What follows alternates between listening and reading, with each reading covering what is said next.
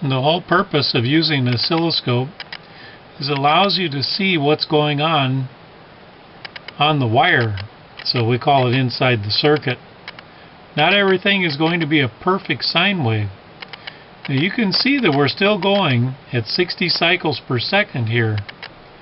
You can count the divisions. We got 1, 2, 3, 4, 5, 6, 7, 8, and we're at 8.3. So we're still at 60 cycles per second.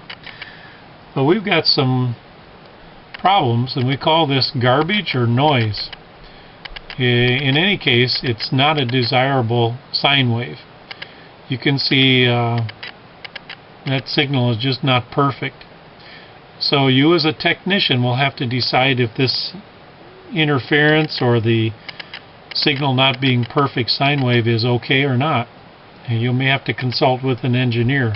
The engineer will need you to take a reading with an oscilloscope and possibly take a picture of the waveform that you see.